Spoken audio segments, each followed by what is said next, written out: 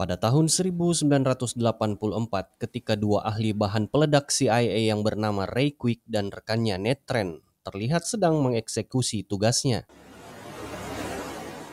di mana ia akan meledakkan sebuah jembatan yang juga harus bertepatan dengan kendaraan targetnya kali ini. Selanjutnya saat Quick kelar memasang semua bom di jembatan, sementara Trent menyalakan timer, kendaraan yang menjadi targetnya pun kali ini juga semakin mendekat.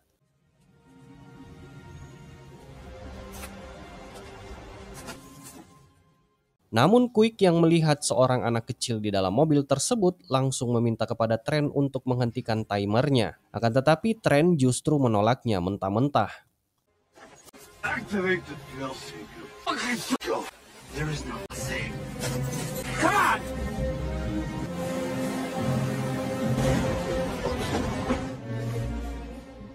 Dengan cepat Quick segera berlari kembali ke jembatan dan berusaha menonaktifkan bom tersebut. Tetapi semuanya sudah terlambat dan akhirnya ledakan pun terjadi.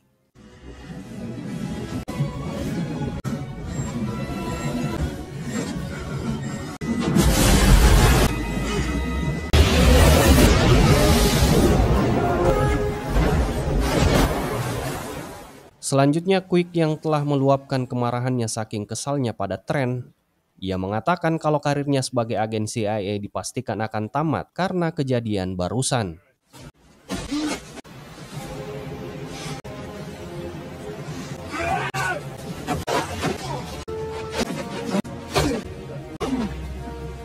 No taking you down.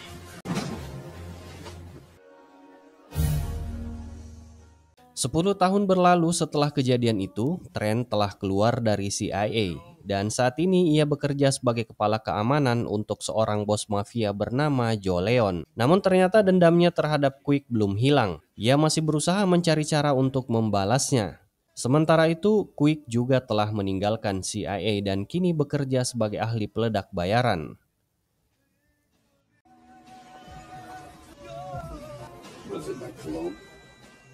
Berhubung Quick ini introvert, jadi ia memilih untuk hidup menyendiri di sebuah gudang terbengkalai di tepi laut yang telah ia rubah menjadi bunker bersenjata.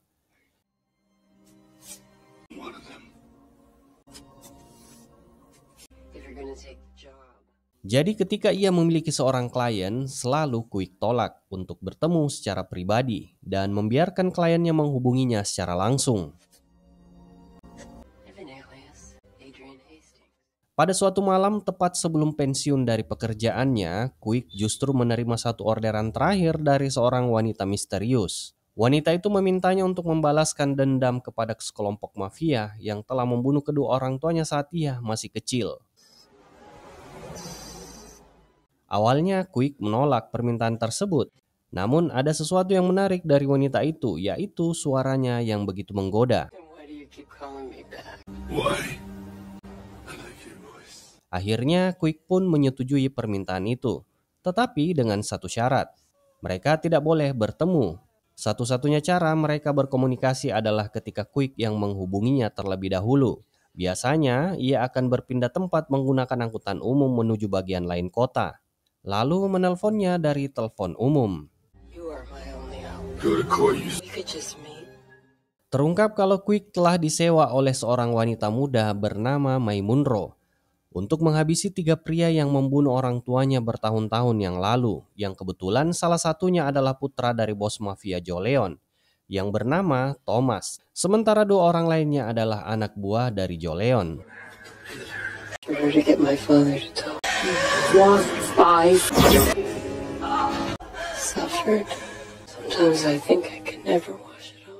Agar rencana berjalan mulus, May mendekati Thomas dan masuk ke lingkungannya agar dengan mudah May bisa membalas dendamnya. Namun karena May terlihat kesulitan mendapat celah menghabisi Thomas, ia pun segera meminta bantuan Quick untuk membantunya menjalankan rencana balas dendamnya.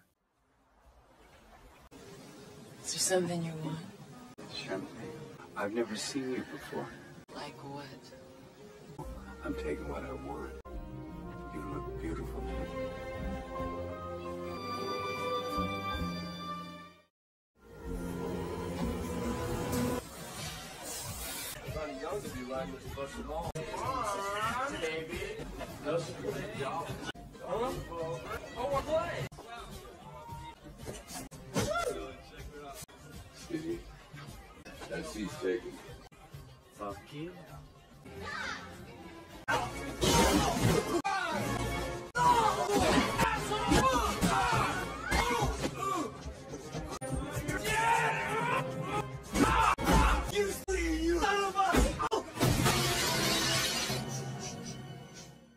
Beberapa waktu kemudian, Quick pun memulai aksinya. Di sini, Quick menghabisi satu persatu anak buah mafia yang dulu ikut dan terlibat dalam tragedi pembunuh orang tua May. See you, Manny.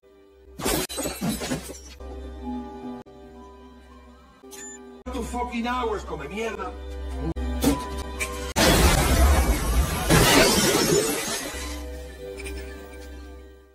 Setelah kejadian sebelumnya, Thomas dan ayahnya Joe Leon melakukan meeting dadakan untuk membahas dan merencanakan aksi balasan untuk menghabisi pelaku yang telah membantai anak buahnya. You can't kill anybody. Untuk itu, di sini Joe menyewa salah satu ahli peledak yang ternyata ia adalah Trent, salah satu sahabat Quick. Di sisi lain, Joe Leon ternyata telah mengenal Trent akan kemampuannya. Jadi saat ini ia mempercayakan untuk menangani kasus ini serta melindungi anaknya. Saking besarnya pengaruh Joe di sana sehingga memudahkan Trent untuk memasuki penjara anti bom di kantor polisi yang ada di kota tersebut, di mana ia akan mengambil alih kasus pengeboman yang kini mereka tangani. Tell you what, I'll handle the biographies. You go back to Trace and C4. Okay, Ace? And I gotta tell you something. I mean, I'm sorry, but I thought... But I don't take orders from any. Think I give a shit if this whole fucking block goes up? Prick! Okay, you cut that shit then!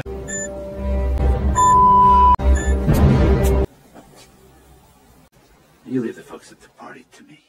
Di tempat persembunyiannya, Quick dengan cermat mulai merakit peledak, menyusun strategi ofensif dan defensif dengan penuh perhitungan. Selain itu, ia juga telah memasang berbagai jebakan bom di sekeliling tempat itu sebagai langkah perlindungan, berjaga-jaga jika ada tamu tak diundang yang mencoba mendekat. You got the first one. You're still following my own personal code, or angel maybe. Very soon. Malam itu kita diperlihatkan seorang akuntan dari kelompok mafia tersebut telah selesai mantap-mantap. Tentu karena kematian rekannya akibat ledakan bom sebelumnya membuatnya semakin waspada terhadap sekelilingnya. Saat dirinya hendak masuk ke mobil, ia pun merasa curiga kalau ada bom di sana. Dan benar saja setelah ia cek ternyata memang ada seikat dinamit yang sudah menempel di kolong mobilnya.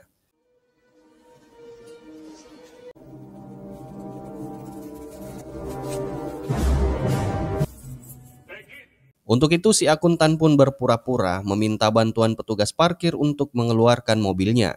Akan tetapi semuanya masih terkendali dan aman-aman saja.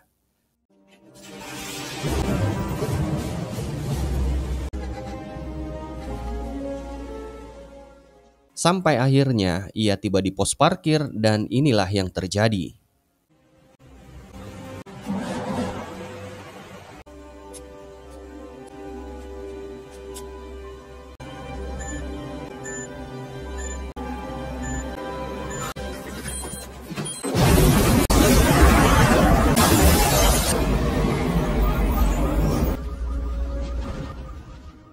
Satu lagi kaki tangan mafia berhasil dilenyapkan.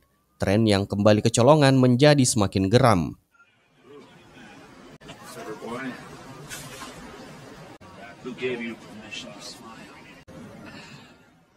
Karenanya ia langsung menemui May dan menamparnya. Ia menuntut May agar memberitahukan keberadaan Quick saat ini. I said, who are you? I created Adrian Hayes. Now you're supposed to have him out in the open. You get your 3 corpses, I get Ray Quick.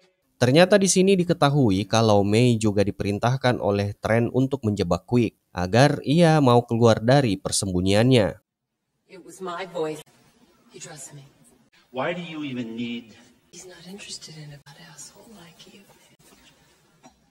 Sementara itu, di tempat persembunyiannya, Quick tengah merakit bom ketiganya, yang juga akan menjadi bom terakhirnya. Targetnya jelas, ia adalah Thomas, satu-satunya orang yang tersisa dari mereka yang bertanggung jawab atas pembunuhan orang tua May. Kali ini rencananya Quick menanam bom pada tatakan cangkir, sebuah jebakan yang dirancang dengan presisi.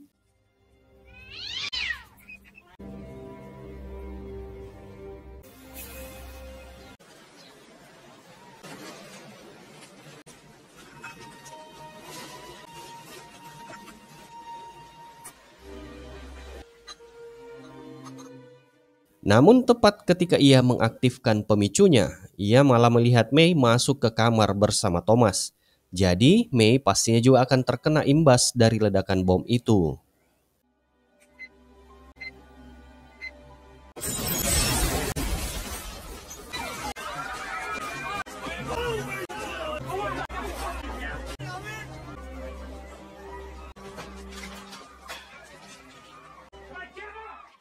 Beberapa hari kemudian, Joe, ayah Thomas, begitu sangat marah dan kehilangan setelah melihat anak sematawayangnya kini terbaring di dalam peti mati.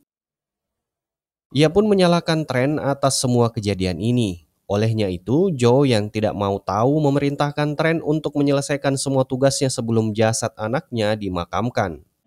Find this explosive. Bring him to me before I bury Thomas. Understand?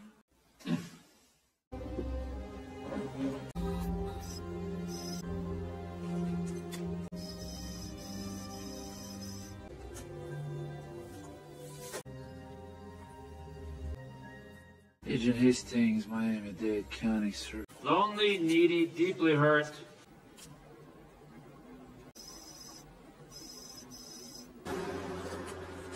I thought you were someone else. No, forget it. Give me a number, because I can't talk on this one.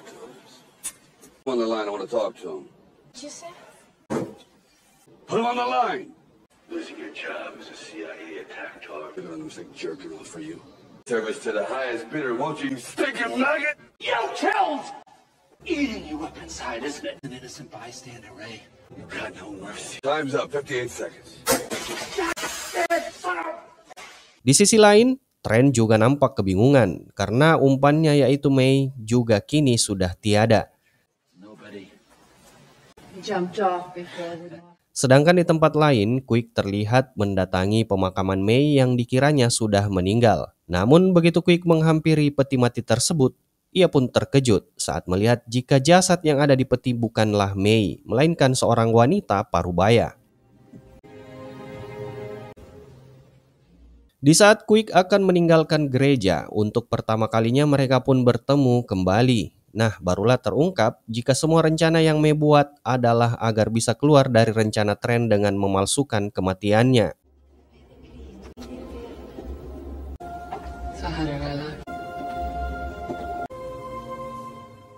Karena sudah kangen, Quick dan May memutuskan untuk menyewa kamar hotel sekedar bobok cantik, tapi pastinya sudah ketebak akan ada plus-plusnya.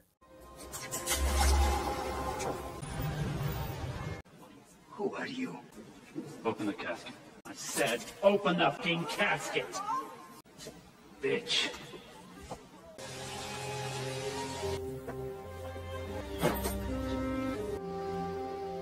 Is it worth it? Trent segera mengerahkan seluruh anak buahnya untuk mencari di setiap hotel di lokasi tersebut. Hey, wait. Setelah mengetahui bahwa May telah memalsukan kematiannya, pencarian itu pun membuahkan hasil, di mana akhirnya Trent menemukan tempat mereka menginap. Keesokan harinya tanpa tahu harus pergi kemana lagi, May sudah lebih dulu meninggalkan kamar. Tanpa diduga ternyata di luar hotel, Trent dan anak buahnya telah mengepung tempat itu. Dengan cepat, May berpura-pura kembali menjadi partner Trent dan mengklaim bahwa ia berhasil menjebak Quick di dalam hotel. Selanjutnya, May pun meminta anak buah Trent untuk membawanya menemui Joe. I mean, I do have a key. Dad, I have a couple of things. 12:05. Oh, Harry, you gotta be kidding.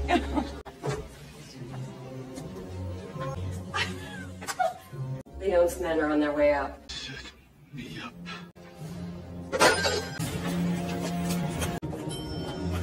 get out.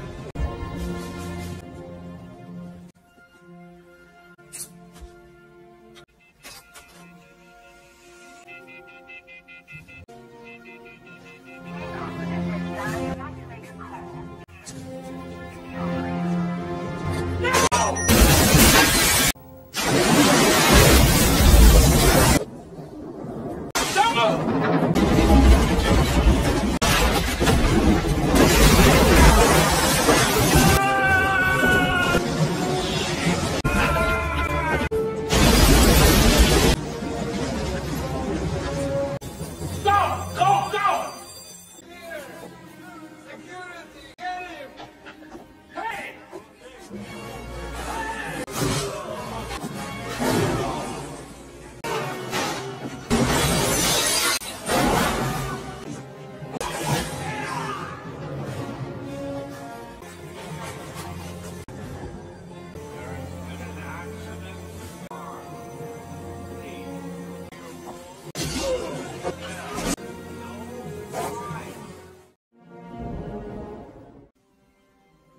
Quick is working for her. That's the bitch that was banging Tomas. I was the kid your little boy missed. Di sana, Joe baru menyadari alasan kematian anaknya karena dendam kesumat May terhadap Thomas. Joe pun mengungkapkan bahwa dialah yang sebenarnya memerintahkan untuk menghabisi orang tua May, bukan anaknya. Namun bagi May itu belum cukup. Balas dendamnya belum selesai sebelum ia menghabisi Joe, orang yang telah membunuh kedua orang tuanya.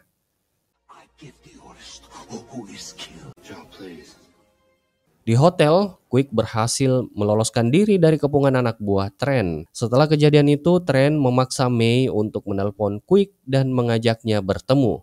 Awalnya Quick menolak, tetapi sekali lagi ia terpengaruh oleh May, di mana akhirnya mereka pun bertemu di sebuah tambak kepiting. Come on, Ray. I don't know what. I need to see you. I was through taking risks. You gotta see me. Please, baby. Double M seafood, right? No.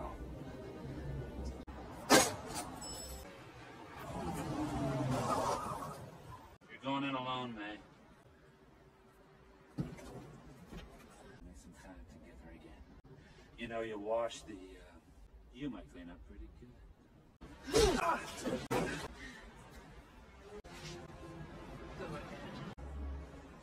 Don't give a shit.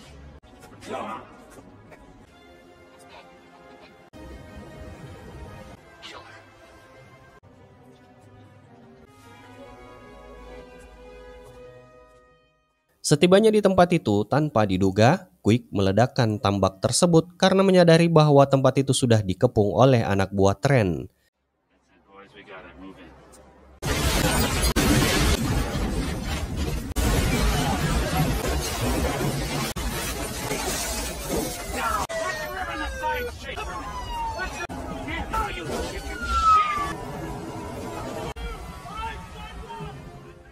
Setelah ledakan, Quick segera pergi bersama May menuju tempat persembunyiannya.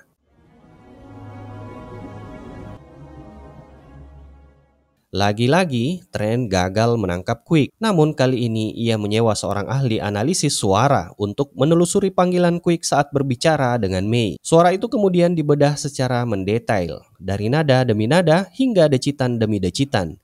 Hingga mereka menyimpulkan bahwa Quick melakukan panggilan di dekat sebuah halte bus. That's it, bingo. Okay, we want to have triangulation, 4 and 4 direction. So we have. Dengan informasi itu, pencarian pun semakin dipersempit berdasarkan rute pemberhentian bus. Quick dan May yang terjebak di dalam hanya bisa mengandalkan jebakan-jebakan yang telah disiapkan oleh Quick. Control. Find. Top of the world. This place is very tricky. Each one of these lights goes to the all go. Where are they? Everywhere. Don't worry, they're not armed. Prize for you, Ray. Better reach, Ray. I'm sorry.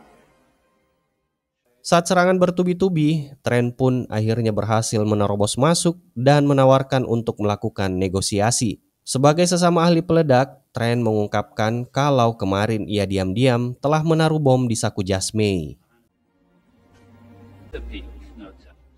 Setelah negosiasi yang berlangsung alot, Trent tetap bersikeras ingin menangkap Quick hidup-hidup. Namun saat ia semakin mendekat, tanpa disangka, kakinya justru menginjak bom ranjau yang tersembunyi.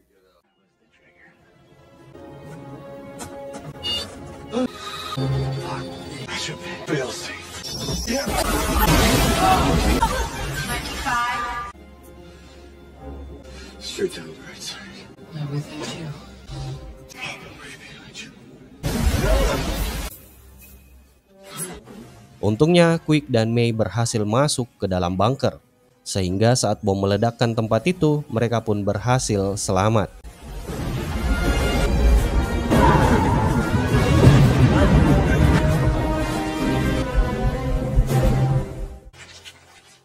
Di tempat lain, Joe merasa puas akan hal itu dan mengira bahwa pembunuh anaknya telah tewas.